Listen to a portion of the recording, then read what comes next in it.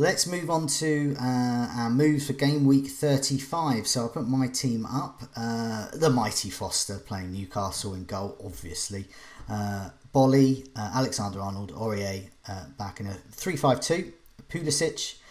Fernandez, tentatively my captain at the moment, but I'm still not sure about that. Burnley.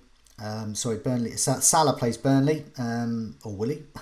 De Bruyne and Mahrez, and then up front I've got Jimenez and Greenwood, and on my bench McCarthy, Jack Stevens, Calvert-Lewin and Fernandez with a Z. And my move with money in the bank, Jimenez to Vardy. And the captaincy decision is basically, for me, I think it would be Fernandez or Vardy. It'll be one of those two. And it depends how I feel towards the time. I don't quite, even though it's Brighton, it's the way, I don't know who's going to start for City. They've been much better at home. I don't want to put the captaincy there. But if I had Sterling, I would be very tempted. I have 2 free transfers. I don't particularly want to get rid of Salah, but I could be tempted. Which sounds crazy. But Salah to Sterling and Captain Sterling would be a good move. Salah to Martial and Captain Martial would be a good move, I think. Because I'm just I not wouldn't sure. do it, Joe. No, I'm not. I'm not going to. But that's just a considered move. I mean, I'm fairly certain. A couple of weeks ago, I was taking a hit a week for a couple of weeks to steady the ship to get the team I've got now, which I'm happy with.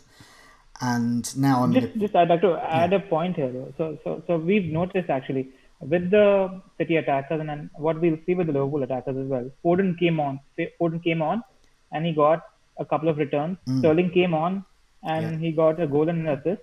If by the off chance Salah doesn't start, I expect him to get 30 minutes. And 30 minutes against tired legs with Salah, you want some of that. So I don't think it's a bad thing if a player is gonna come on in the last 30 minutes, especially when it comes to this premium team right now.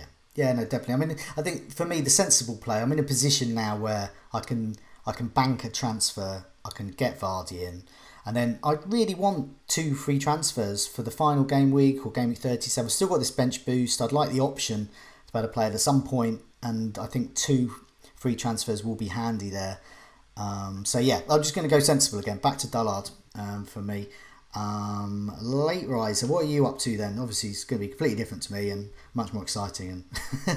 And so I'm just going to say you've got De Gea in goal, Aurier, Alexander-Arnold, Doherty. You've got the 3-5-2, different one though. You've got Mahrez, Sterling, your vice captain, Fernandez, Martial captain, Pulisic, Jesus and Jimenez up front, and then on your bench it's you haven't got a bench boost coming, so you're okay with Nketiah and Button and these kinds of guys down there.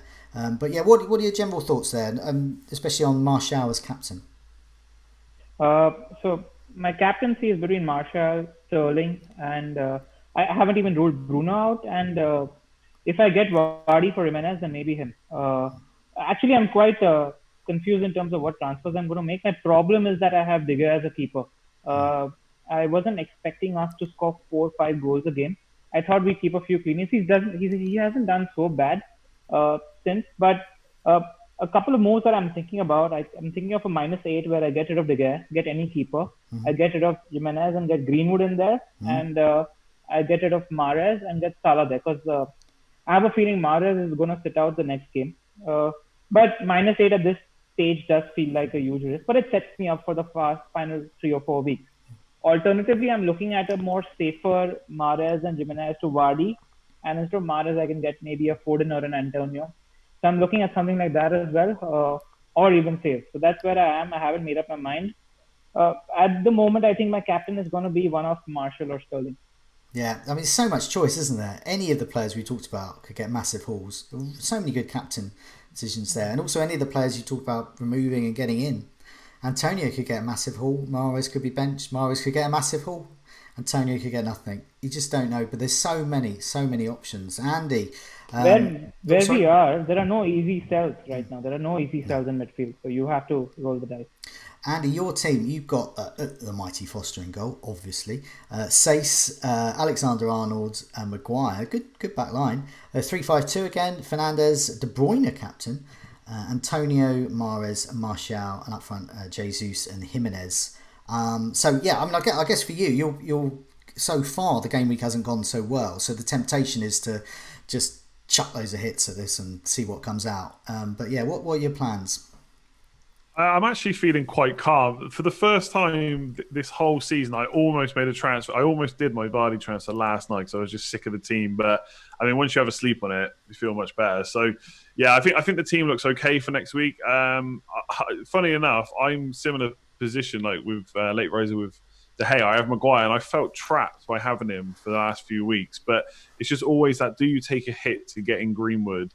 And so far I haven't done it. So I think I'm actually not going to take any hits. I think I'm going to just do Jimenez to Vardy, and that will probably be then Vardy to Ings the week after. Potentially, I might keep him. I'm not sure. The thing with Man City is I actually think Brighton away is not that bad. Like I said earlier, they've conceded 3 to Liverpool, 3 to Man United. There's no reason Man City can't even better that. The problem is it's difficult to know who's going to start. So my feeling is I'm going to see if I can get anything from this game, and then maybe whoever gets rested, captain them for Bournemouth instead. And yeah, captaincy will probably be. It won't be De Bruyne. Also, he did get a knock in that game as well. I know he carried on, but maybe that's a reason for Pep to maybe give him a rest in the next one. We'll have to wait and see. Not trying to scaremonger, but it did happen. So my captaincy will be the same as later as Vardy, pretty much same anyway. Vardy, Martial, or Fernandes, I think. But I'm pretty set on bringing Vardy. I'm trying not to overthink. I know they weren't great against Arsenal, but it's Bournemouth. I think that's an okay fixture. He's chasing Golden Boot. He then becomes Ings. Job done. What about Egan?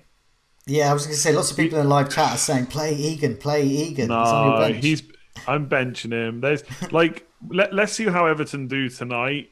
But I mean, Wolves have been Jimenez has been pretty poor the last few games, but defensively, Wolves have still been good.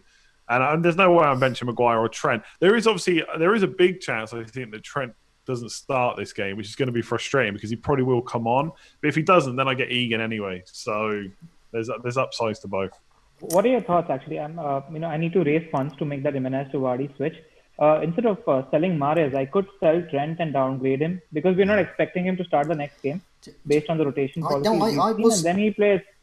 I was going to say that thought did cross my mind, but I was thinking either Luka Dean or Van Dijk, because if I wanted to still get the option of points from a Liverpool defender, because Van Dijk has goals in him as well, that's what I would do. But that's my thought. But getting rid of Trent Alexander-Arnold now is, I think, tougher than getting rid of Salah.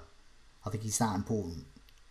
Yeah, obviously it's always risk involved with selling Liverpool players, as you know, and I don't need to tell you that.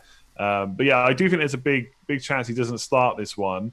And I've not been convinced with Liverpool defensively. I think I'm fairly sure I saw that expected goal-wise, Brighton were pretty much the same as Liverpool, if not slightly better last night in terms of the quality of chances. So they are giving up a lot. Like Trent looked pretty tired, I thought, last night.